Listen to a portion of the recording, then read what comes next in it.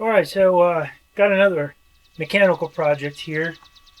We've had this. Well, I actually married into this. My wife got this ATV back in 2002, brand new, and we got married in 2004.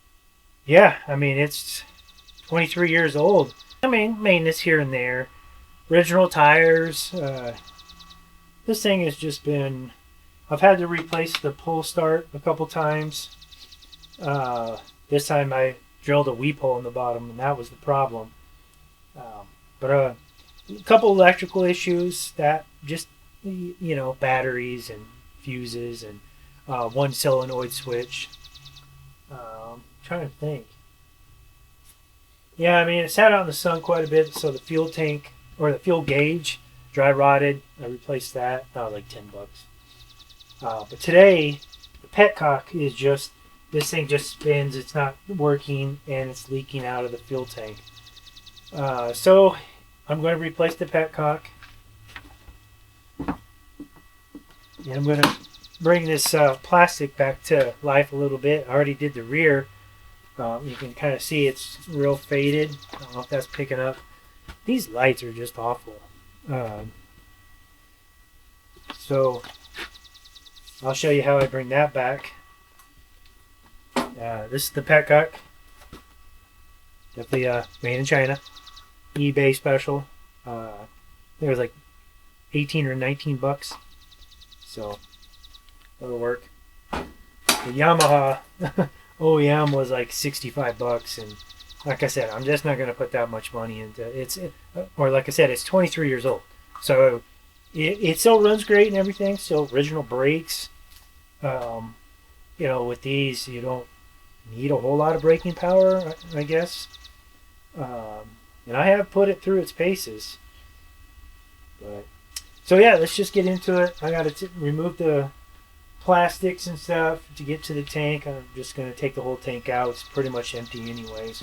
Might be a little bit in reserve, but I tried to put some in there to investigate the leak, and sure enough, it was coming right from the petcock.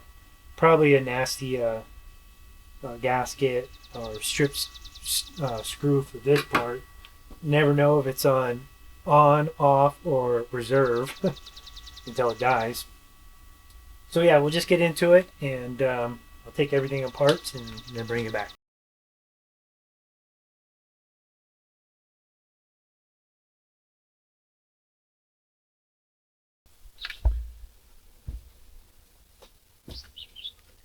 Okay, so I got the tank out, which is pretty easy.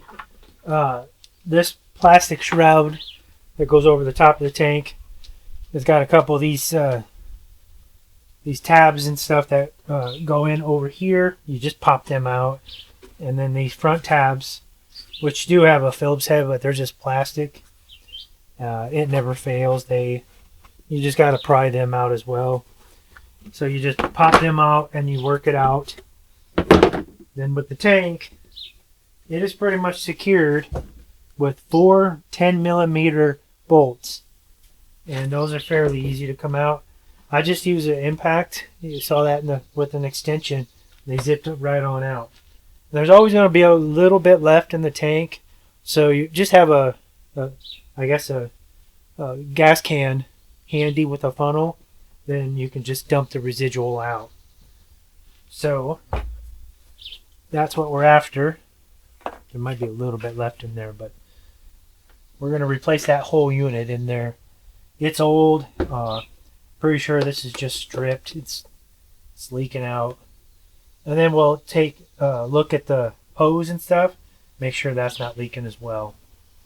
Now let's go over here on this makeshift workbench. Alright, I'm not sure if I mentioned this earlier on, but this is a 2002 Yamaha Kodiak 400. It's great to rip around on and just have fun. I even towed a couple things here and there before I got my UTV. Small little stuff. Garden trailer and my log splitter. Yeah, I could tow it with that pretty easily. I'm just going to take a picture of this layout. Come back to that. Before I take this all apart, I'm just going to inspect the contents of the package here. Okay, so there's that. That looks exactly the same. And they did send some fresh fuel line.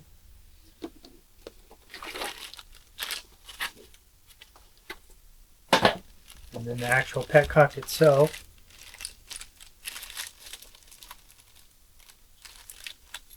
Doesn't come with any instructions, so if you're not mechanically inclined whatsoever, this probably isn't for you.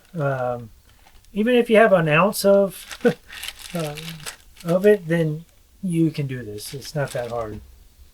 Everything seems to be there. So the first step here, there's 2 Phillips head screws that secure the petcock to the tank. I used to run cheapest gas in all my recreational or tractors or lawnmowers, recreational vehicles like the ATV, my dirt bike. But then, you know, with that ethanol, we do have to store it for 2 to 3 months because of winter and stuff. But that ethanol just never fails. I would drain the gas and it would still like seize up my flow or whatever. So I just quit that. I quit paying for the cheap stuff and I shelled out for the more expensive stuff. Ever since then, no problems whatsoever. When I say more expensive stuff, I mean the premium, no ethanol. Alright, so this should just come out. And see how dirty it is. Wow, that's pretty clean actually. Not too shabby. So I may save this because this is original. I'll put the Chinese one in there for now just so we can get it going again and not have leaks. But yeah, I bet this. So I don't know if you can see, but right around here there's like an O-ring. And it just looks old. Old, dry, flat. So we'll clean all that up. Replace that out. Get some brake cleaning.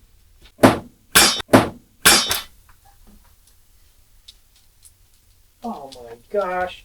What are the odds? What are the freaking odds?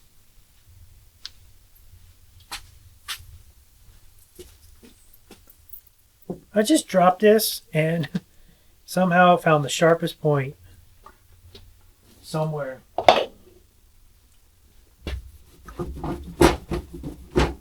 Well, sucks, but we'll use it.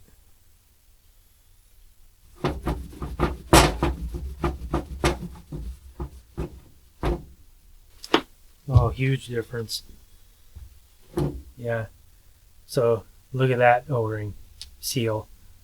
Look how supple and squishy it is. So big difference, big difference. They come with this internal fuel filter or fuel screener, we'll call it, and it just goes on the outside here.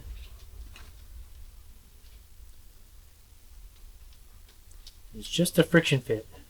It'll bottom out too, so no need to put a clamp on there or anything like that. The kit did come with a couple clamps and a couple well, actually came with 3 probably nylon washers. I'm assuming that the 2 of them go onto the actual petcock itself, and then 1 is probably for the selector switch. So get this kind of. So looking at the old one, those washers go on these screws. Didn't come with the screws, so I'm going to have to reuse the ones in the original petcock. Alright. So these screws do look like they have some thread lock on there. I am not going to bother putting on any more. I probably could have just bought the O-ring but that thing was like $4 cheaper than this whole petcock, so it's mind-blowing. I guess the shipping and stuff, they got to make some money. Just put this on good and tight. does seem like they want you to use their, maybe this out thing is like a heat sleeve or something. I honestly don't know, but I'm gonna see if it comes off.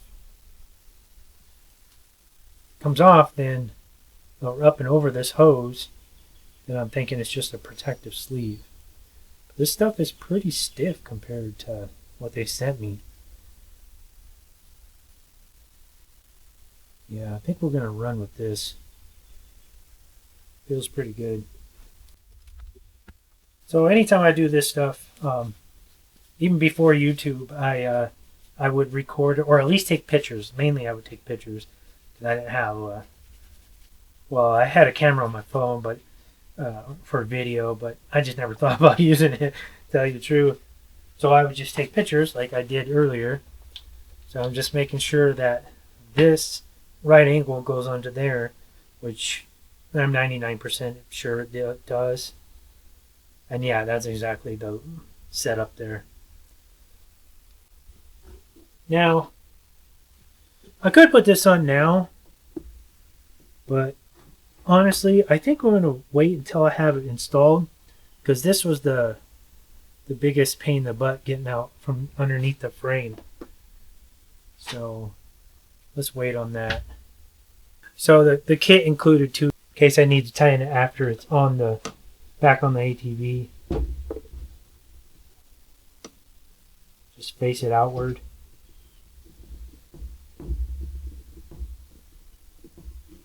So you can use a long screwdriver or an actual nut driver. Okay, so that's all there is to it. Petcock is one of the easier repairs. And you could probably change it out without taking the tank and stuff off, but you'd have to have some 90-degree Phillips screwdrivers because it's quite hard to get to them that way.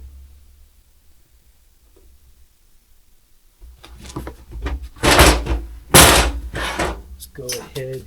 Before I move on, I want to do a little bit of restoration on this plastic. Spin you around after I get my tools off of here.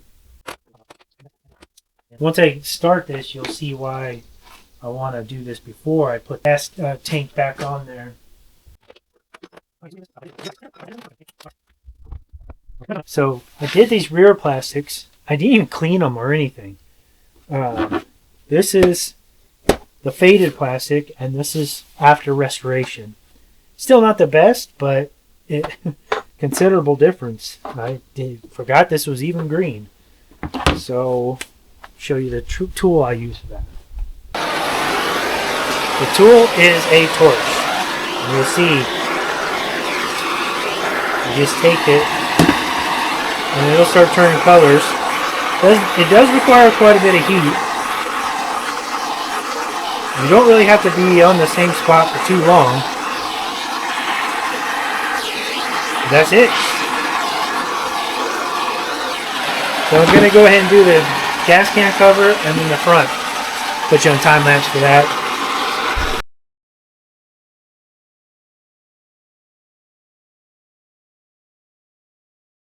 Okay, just a quick update here. You can see on the tank the green coming back. And even the black, it'll make the black from a dark gray to a black again. So now you can see the difference. Green, black, gray, dark gray, and light gray. So now we'll do this other side.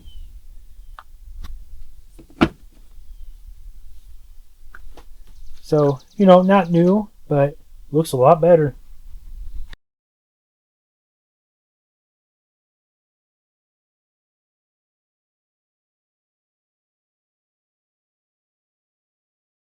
So that torch trick works pretty good.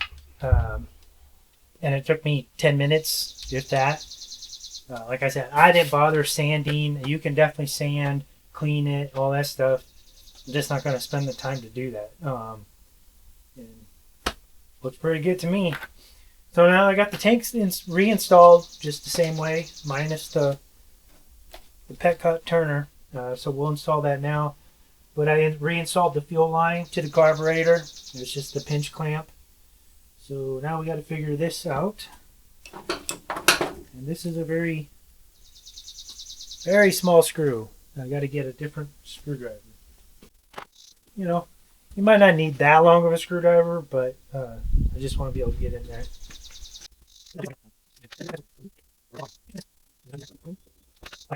I'm not going to go too tight, but I think it's tapered for a reason to kind of suck in. So it's set to off. There's reserve. And there's fuel. So in theory, we should be good to go. I'm going to go ahead and put the plastic back on and put some fuel in it.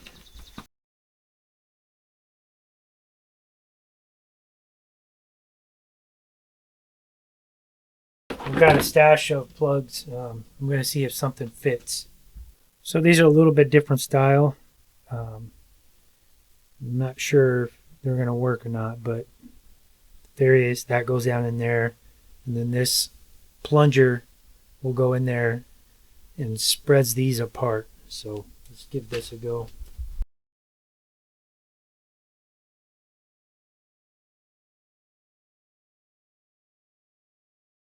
You'll notice too, as you're heating that up, especially if it's in place, you'll notice like the plastic kind of relax, and then you can maneuver it a little bit easier too. And